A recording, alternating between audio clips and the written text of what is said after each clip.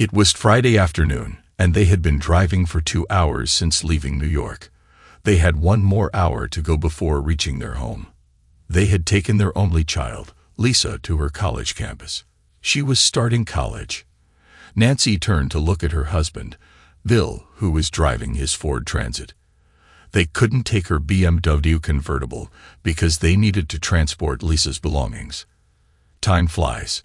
She thought it was on her high school graduation day that she took a pregnancy test, and it came out positive. Bill was still at the university studying to become an engineer. Their respective parents were cooperative as they knew each other, and they knew also that their children were in love. She stayed at her parents' place after the baby was born, and they got married after Bill finished his studies.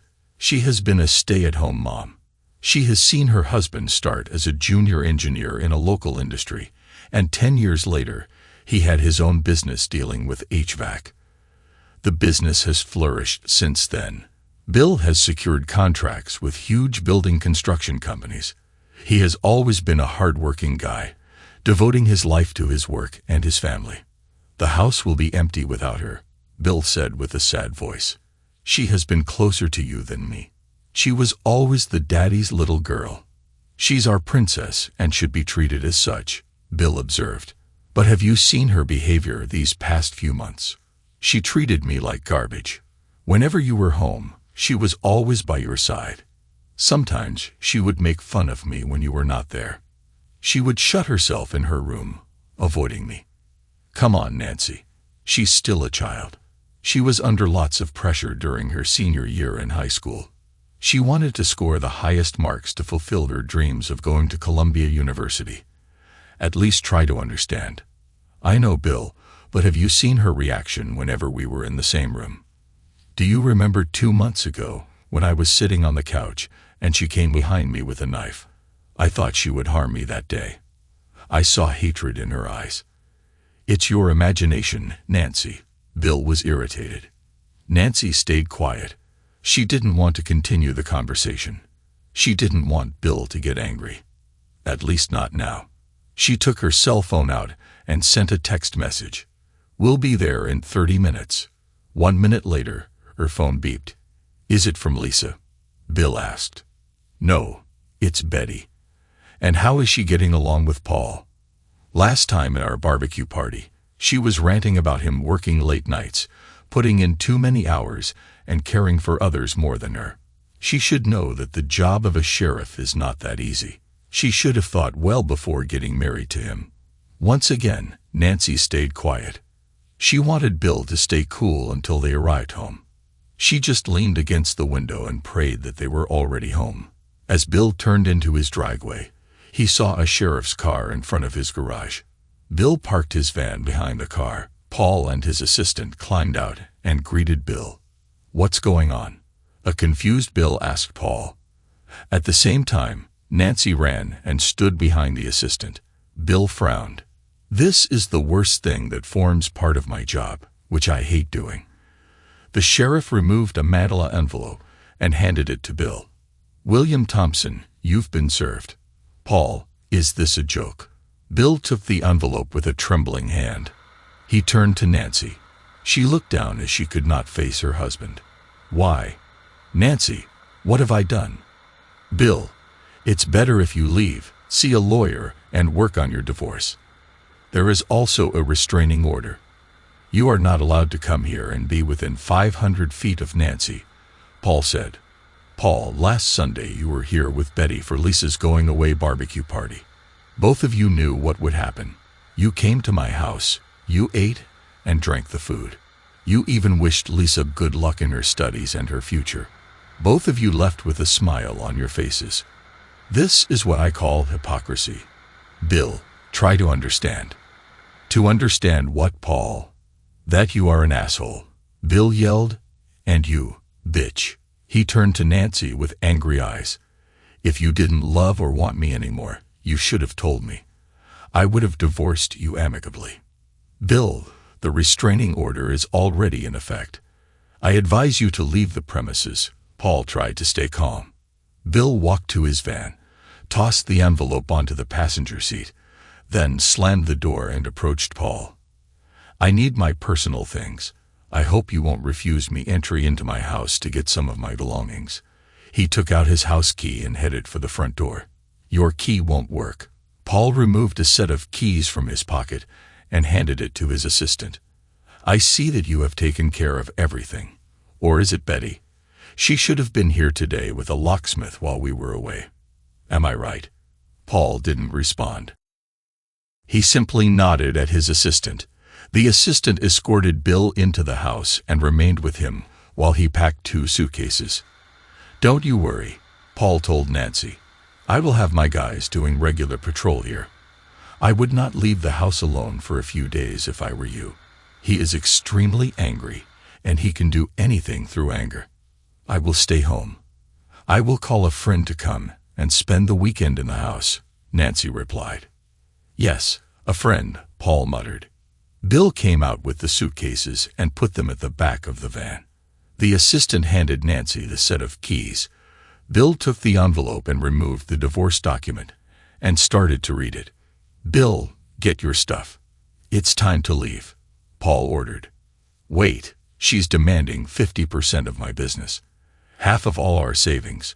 She wants the house and her car, plus monthly support payments. She's taking everything I have. Bill, if you don't leave, I will have to arrest you." Paul tried to get a pair of handcuffs from his belt. "No need, Paul.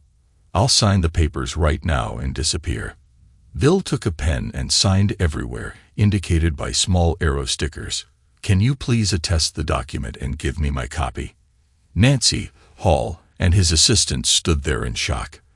They never believed Bill would accept the conditions. Nancy smiled and thought how lucky she was. She got everything she wanted and was free of a husband and a daughter. Paul signed the papers as a witness and handed Bill his copy. Bill climbed into his van. "Who is he? How long have you been seeing him?" Bill lashed out at Nancy.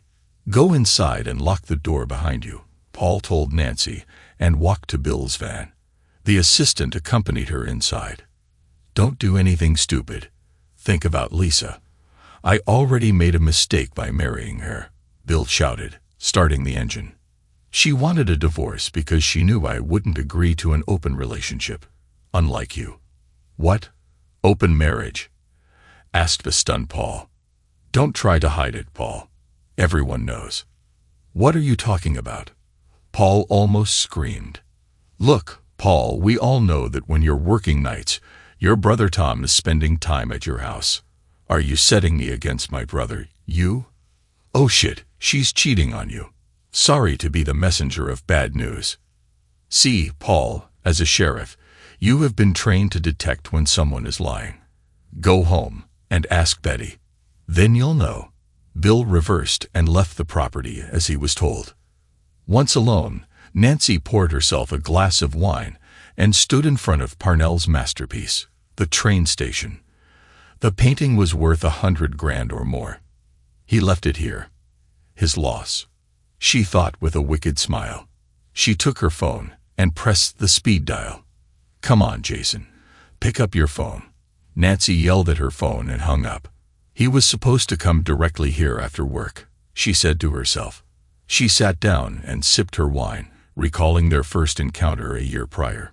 It was at the department store where their paths crossed in the shoe section.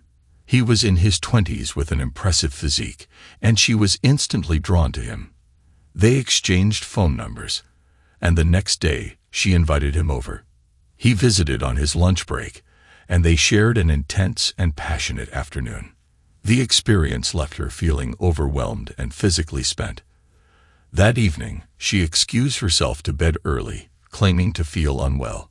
From that day on, Nancy knew that her husband Bill couldn't compare to her younger, more vigorous lover. Bill was constantly preoccupied with his business, and at night he was too exhausted. He would spend his evenings assisting their daughter, Lisa, with homework and reviewing his files until late. By the time he got into bed, he would fall asleep instantly. Nancy finished her wine and poured herself another glass. She hit speed dial again and got an automatic voice message.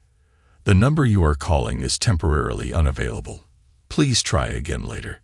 Frustrated, she threw the phone on the couch, grabbed the remote, and switched on the TV. She couldn't focus on the screen. She decided to take a shower. It had been a week since she had shared an intimate moment with Jason, something she had never done with her husband. And Jason had been possessive, claiming her in a way that was exclusive to him.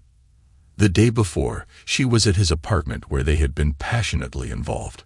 She had a spare key and could visit her lover anytime. Sometimes she went there when he was at work and would clean the apartment. She bought him clothes, shoes, perfumes, and even gave him an expensive watch for his birthday. She occasionally gave him some money and let him drive her BMW. Oh God, I need him close to me now. I'm yearning with intensity. I need his affection, Nancy said to herself as she tried to remember the last time she'd been intimate with Bill. She could not recall. Was it 3 months or 6 or maybe more? It didn't matter.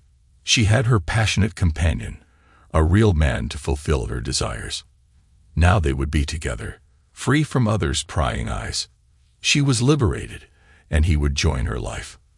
That evening, after the shower, she came to the living room and grabbed her cell phone and cursed again. "Where are you, Jason? Why don't you pick up the bloody phone?" She went to the kitchen and prepared herself a light dinner. Shit, I can't get out of the house, or else I would have driven to his place. Then something caught her attention on the TV. She rushed to the living room and raised the volume.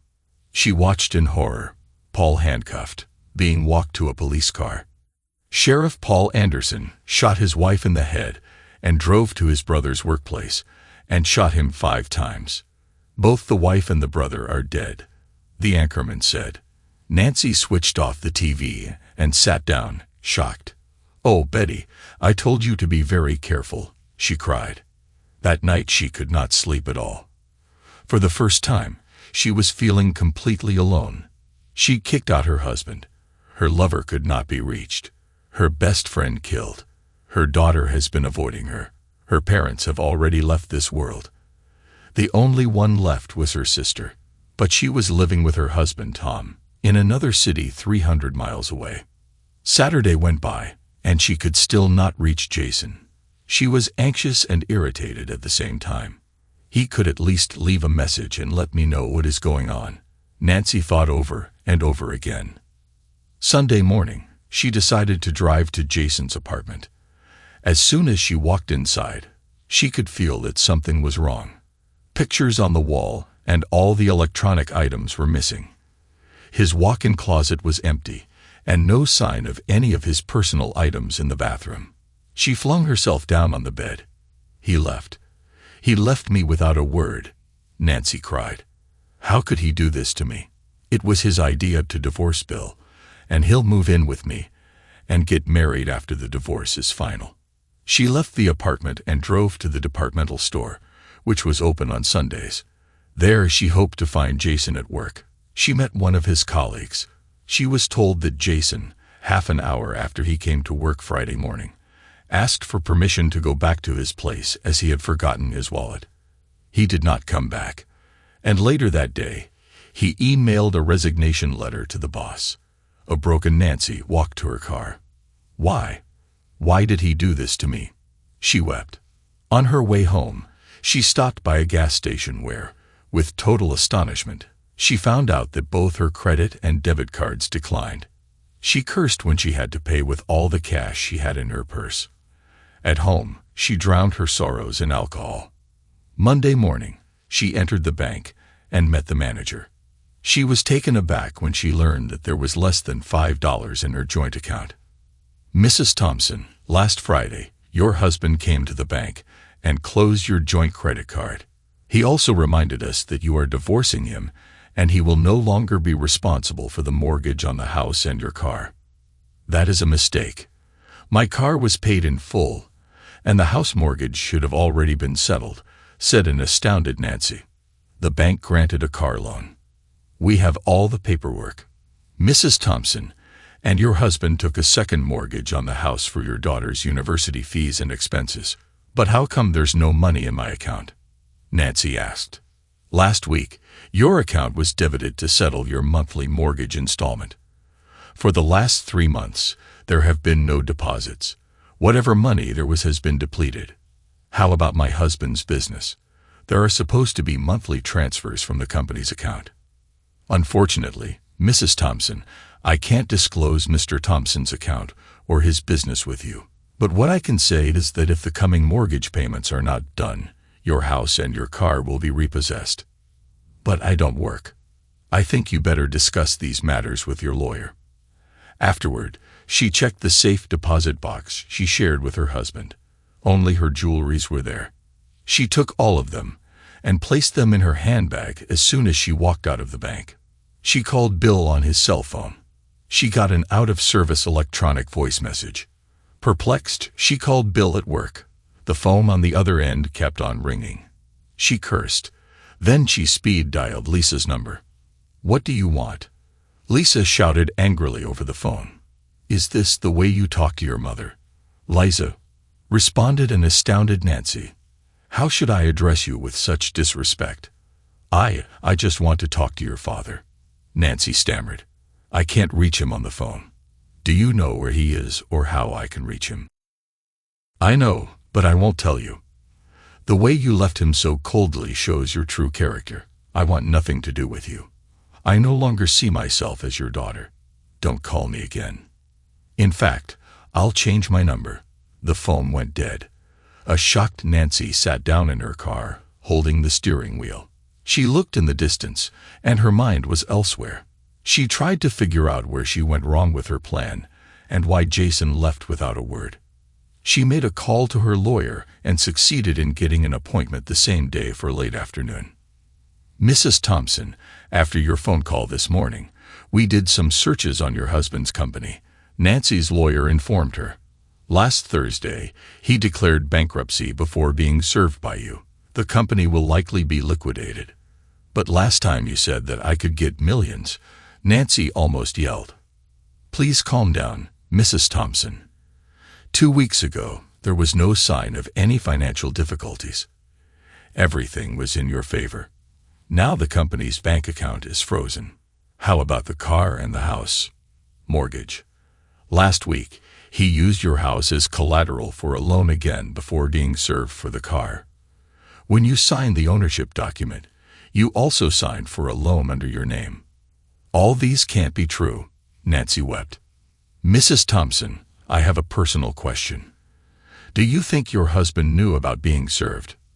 "No," Nancy replied, looking very thoughtful. "He never saw it coming." She took a deep breath. "So from what I understand, I won't get a cent from my husband's company. I have no money in the bank, and my car and house will be repossessed. I fear it. Is there any way to make him pay the mortgage? At least the company was his sole income. Without it, he's broke. Once he starts working, we can have him pay you an alimony. We had a few investment certificates which I could not find in our safe deposit box. We can inquire when he has cashed the certificates and also make a thorough investigation on his company. And we will have to look for your husband. We don't know where he is. His legal advisor is handling everything. Please go ahead. One thing, Mrs. Thompson, all these will incur additional fees. How will you settle the bill?" Nancy had never thought about all the expenses. Then suddenly she smiled. "I have a painting which is worth some money." "Good. Get the money and write us a check so that we can get started on the job." "No problem. I'll give you a call soon." "One last thing, Mrs. Thompson. Worst case scenario, you should prepare yourself to vacate your house. I advise you start looking for a place to stay at home." She sat in front of Penfolds. "Chef d'oeuvre, I sincerely wanted to keep you, but because of this asshole of a husband, we will have to part ways." She addressed herself to the painting. She then took out her cell phone and called her sister. "Hi, sis. I have a favor to ask. You know, I have never refused you anything, Nancy. Bill and I are getting divorced." "What is this, a kind of joke?"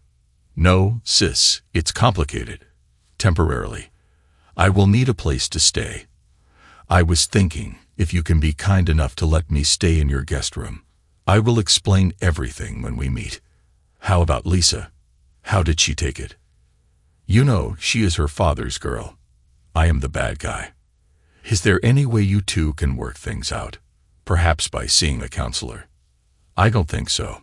I am really sorry. There is no problem with me. I don't think Tom will say no. And our daughter will be excited to have you with us for a bit. Thank you, sis. I will let you know when I'm coming. Nancy hung up. Tuesday, Nancy visited a goldsmith to have her jewelry appraised. To her surprise, she learned that all her pieces were merely gold-plated copper and of little value. She felt betrayed that Bill had given her counterfeit presents. Afterwards, she hurried to a fine art gallery to meet with an appraiser. I would like to know how much my painting, The Train Station, is worth, asked Nancy. The man took the painting and observed every square inch diligently. The Train Station is panel his best work. He succeeded to put all emotions in one piece of work. There are arrivals, departures, happiness, and sadness glued together. He placed the painting carefully on an easel and directed a spotlight on it. He took a magnifying glass and started to inspect. After a couple of minutes, he started to laugh. Something wrong is to perplex Nancy. Wait, I'll show you something. The man brought his laptop, placed it on a table next to the easel, and opened a website. He hit some keys and a picture of the train station appeared on the screen. He enlarged the bottom left-hand corner. You see here there are a man and a little girl standing on the platform, watching a woman walking to the train with her back to them. The man looks very sad, and the girl is crying. I can see that. So what? Nancy was a bit lost. Now look at the same scene on your painting. The man handed Nancy the magnifying glass. Nancy took a quick look at the bottom left corner and almost fainted on yours. Both the man and the little girl are laughing and pointing at the woman as if making fun of her. It's a fake, Nancy stammered. Yes, I'm sorry, but a good one. Oh my God. Nancy pulled out a chair and sat down hopelessly. I can offer you $200. I just want to hang it for my friends and clients to get a good laugh. Nancy closed the deal and walked out like a broken woman. Her phone rang, and she recognized her sister's number. Hi, sis, Nancy said, trying to hide her misery. Don't call me sis, you bitch, an angry voice shouted at her. What? Why? Tom received an email from an unknown sender, which was also distributed to our relatives and mutual friends. It contained a link to an inappropriate website. The site hosts numerous explicit videos featuring you with a man, with timestamps ranging from a year ago to just last week. Nancy, how could this happen? You were with that man in your own marriage bed. And some of those moments took place in a cheap apartment room, the voice yelled. I need to explain. No need to explain. You are disgusting. Tom doesn't want you near his family. He said you will contaminate me and my daughter. Our doors are closed to you. Go to your lover or... The phone went dead. Oh my God. They know. They've known from the start. Nancy's face was filled with horror. What do I do now? She grew frantic. The whole town is aware. I should get out of here. Flee. Go far away. 5 years later, Bill sat on the first row in the church. He was thinking about the phone call he received that morning. He didn't tell anyone about it. How could he? On that auspicious day, he had just walked Lisa down the aisle. He looked at the couple by the altar. Lisa said, I do to her sweetheart, the young man she has been dating since her first year in college. His mind raced back to the day he received a call from a crying Lisa. He remembered he was in his office when his princess called. Dad, please come home, cried Lisa. What's going on, sweetie? Why are you crying? Asked a stunned Bill. Please, Dad, come now. I'm waiting on the street in front of our home. In front of the house. What's wrong? I'll call your mom. No, don't call her. Just come. Please. Dad? Lisa pleaded. I'm on my way, sweetie. While driving to his place, Bill was getting anxious. All sorts of thoughts went through his mind. Why was his daughter not at school? Why was she outside the house and not inside? Why didn't she want him to alert Nancy? Was she injured? Suddenly, he applied the brakes with a roaring sound of the tires. He was going to run a red light. Keep calm, he told himself. He knew Lisa was working on a project till late the day before. He even helped her and gave her some ideas.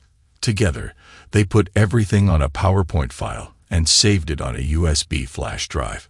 Lisa was waiting 1 block down the street. Bill stopped the car, and she hopped inside. Please don't go to the house, Dad. Okay, Lisa. Tell me what's going on. Bill, cut the engine off. I forgot my USB drive this morning while I was rushing to school. I got special permission during lunchtime to come home to pick it up. I found an old Honda in our driveway. I went inside the house and heard strange sounds coming from your room. I quietly walked up the stairs and peeked inside your room. Lisa started crying. Okay, sweetheart, inhale, Bill said in a soothing voice. He stroked her back. Take your time. I saw a man close to Mom. They were both without clothes. They were together in a way they shouldn't be. Dad, she's being unfaithful to you. To us. Lisa sobbed. Bill sat there in shock. He realized that his 17-year-old daughter understood infidelity in adult relationships. Are you sure of what you've seen? He turned to face her. I recorded it on my phone. She took out her cell phone and played it for her father. Bill's world came to a halt when he heard Nancy's voice filled with a distress that was unmistakable. Get her out of the house, Dad. I don't want to see her anymore. She's not my mom. My mother would never do such things. I will have to think about it. What do you need to think about? Just kick her out. It's not that easy, sweetie. There are legal procedures to follow. Tell me, Dad, do you still want to be with her? Do you still want to share a bed with her? I don't condone cheating, but we will need to know why she did it. If it's a one-time affair, or has she been doing it a long time, or if she'll continue with it. Here he is. Lisa pointed to the Honda leaving the driveway, turning away from them. Let's follow the guy. Bill turned on the engine.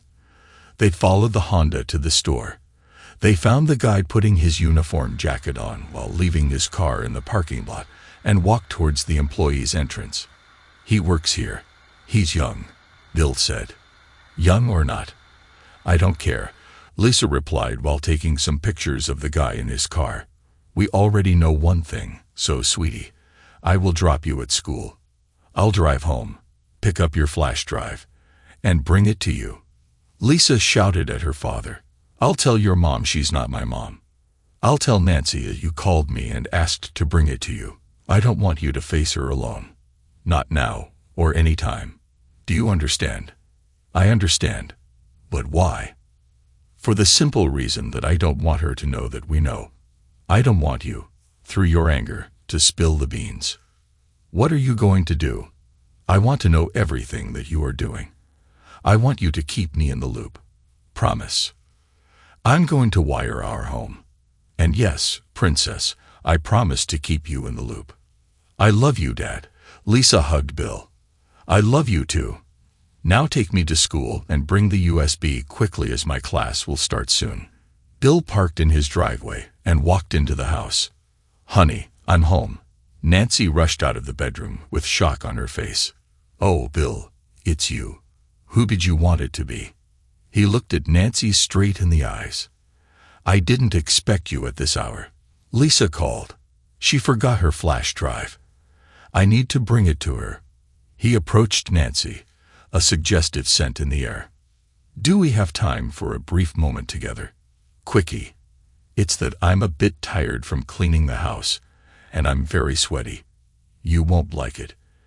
And you need to bring Lisa her USB. You're right at work, Bill. Surf the internet for the best video and audio surveillance device and cell phone spy software. Later, he drove to an electronics shop and bought whatever he needed. One main decision he made. He would never touch his wife from that day forward. As promised, he would share everything with Lisa during the next 3 months. He learned a lot. He knew everything about Nancy's lover, Jason White. Jason visited his place almost every day, either in the morning when he was on the second shift or during his lunchtime on weekends when Nancy was supposed to go shopping. She would stop by his apartment if he was not working. She also had a spare key. Bill discovered that she was purchasing many items for Jason. He observed as their relationship became more intimate. He also overheard a conversation between Nancy and her best friend, Betty, where they shared all their secrets. Through this, he learned about Betty's clandestine relationship with her brother-in-law. One Saturday, Bill searched in Nancy's handbag and found the key hidden at the bottom. He quickly drove to the mall and had a duplicate key cut. The following week, he visited Jason's apartment. It was an old building in a notorious part of the town. The place was so cheap that there was no security camera, and the main entrance of the building was not even locked. In the apartment, he placed some tiny hidden spy cams, ran by small, long-life lithium button cells. He also searched everywhere and found all the expensive things Nancy had bought. Bill started to work on a plan to get out of this relationship with maximum damage to both Nancy and her lover. He had a goldsmith make copies of all Nancy's jewelry, which would be gold-plated copper. Then he had a fake Bagnoli, the train station, painted by a pro with special instructions. He met a childhood friend, Steve, who was a corporate lawyer. When he explained his plan, the lawyer booked a meeting a couple of days later. On that day, he met Steve and his cousin Linda, who was an auditor, an expert in her field. He was honest and direct with them. He wanted to legally sink his company and then control it from a distance. A couple of years later, he would have Lisa buy back the company. He would meet with Linda often, either at her office or have lunch together. She was a widow. Her husband died in a car accident. She had a 10-year-old son and had not been dating since the death of her husband. Slowly, a friendship was born between the two. One day he invited her for dinner and a movie. She accepted. That same evening, Lisa went for an overnight at her friend's place, and Bill pretended to be working late. Bill pulled into Linda's driveway. "Thank you for accepting the invitation," he told Linda. "It's my first date since my late husband passed away. I understand. Hope you enjoyed it." "I did. Can we do it again sometime when you are free? We have to work together. And you are still married." She bent and kissed Bill on the cheek. "Let's do one thing at a time." She opened the door and walked to her house. Bill encouraged Nancy to change her car. She was a bit reluctant because she liked her Lexus. When he told her that at the wheel of a BMW convertible, she would appear younger, she readily accepted. The Lexus was fully paid, so Bill sold it and cashed the money. He took out a car loan for the BMW and put everything under Nancy's name. When she signed the document, she thought it was for the ownership certificate. In between the documents, she signed other papers that would come back to bite her later on. A couple of weeks later, Bill noticed that after moments of intimacy when Nancy would excuse herself, Jason would leave the bedroom unclothed and enter Lisa's room. They decided to install a camera in her room. The footage was disturbing. Jason would rummage through Lisa's drawers and inappropriately handle her personal items. That same day, while Nancy was relaxing on the sofa, Lisa approached her with a knife. If not for Bill's timely intervention, Nancy could have been harmed. In the evening, Lisa confided in her father that she believed her youth would have shielded her from severe consequences, even if she had harmed Nancy. Bill was not surprised when he heard Jason convincing Nancy to divorce him and take everything he had. But one thing the lovers didn't know was that he was already one step ahead. He was aware that Nancy would often let Jason drive the BMW and would even be intimate with him in the backseat. He knew when Nancy went to see a divorce lawyer recommended by Paul. And he was also aware that the lawyer would investigate his company and all his assets. He waited a couple of days and took out a second mortgage on his house to pay for Lisa's full education. The following day, he declared bankruptcy. He anticipated that the day he would be served, Betty would change the locks of his house while they would be in New York on the weekend before Lisa's departure during the barbecue party. Both father and daughter played their role. Paul and Betty were as friendly as ever. On that Friday morning, while Nancy was in the bathroom, Bill took her cell phone and sent a text message to Jason.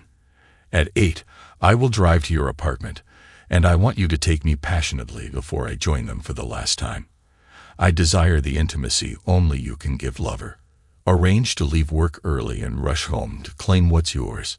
I'll say I need to shop for a few items. No calls or texts. I'll leave my cell at home in case they check on me. See you soon, my future husband. Bill deleted the message after sending it and placed the phone back in Nancy's handbag. What Jason didn't know was that as soon as he entered his apartment, 3 men would jump on him and beat him up with a knife to his throat. They would make him send an email of resignation to his manager, then another email to the building owner that he was leaving at the end of the month. They would then drug him, clean his apartment, remove the spy cams, and take everything that can be carried away, making it look as if he left for good. They would wrap his body in carpet and place him in a van outside and drive away. 1 man would drive his car. Jason would never be seen again. Neither Lisa nor Linda would know what Bill did to Jason. It would be his secret which he would take to his tomb. Friday afternoon, after being served, Bill got a room in a motel. He laughed when he watched the evening news before dinner. One of the men who was at Jason's apartment came to meet him. He gave Bill all the cameras and received the final payment. No words were exchanged. He didn't even tell Bill where Jason's body was buried. Saturday, Bill left the motel, bought a new cell phone, and dumped his old one. He called Lisa and gave her his new number. He drove to Linda's house. There he spent his time mounting and editing the video recordings. He blurred Jason's face as he didn't want the police to make a link between the 2 lovers.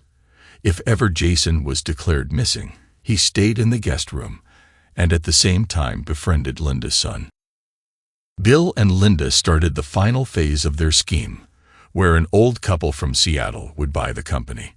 The couple was, in fact, Linda's uncle and aunt. No employee would be fired. Monday, he received a call from Lisa, informing him that Nancy was looking for him. They both laughed. Later, he uploaded all the videos on an adult website from a fake email address. He sent the link to all the people they knew, including Nancy's brother-in-law. He continued to stay at Linda's for the next 3 months until his divorce case was heard. They continued to date, but without any physical intimacy.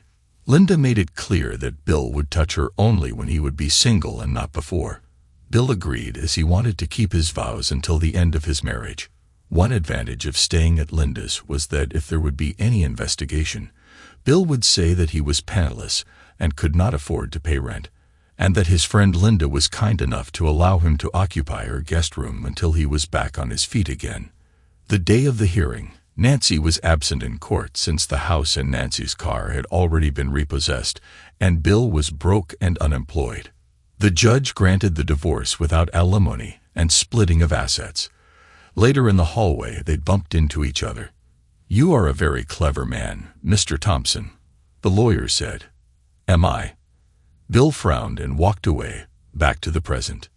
"Dad, Earth calling." "Yes, sweetie. What were you saying?"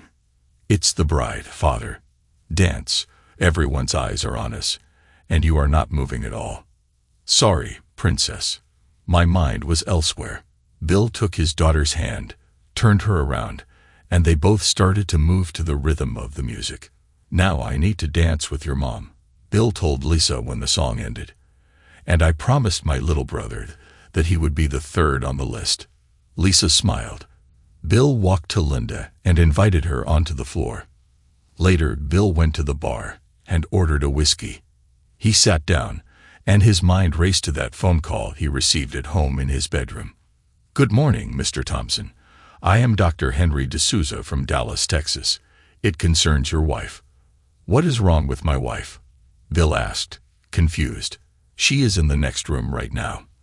"I mean Nancy Thompson." Bill hadn't heard that name in 5 years. He flung himself onto the bed.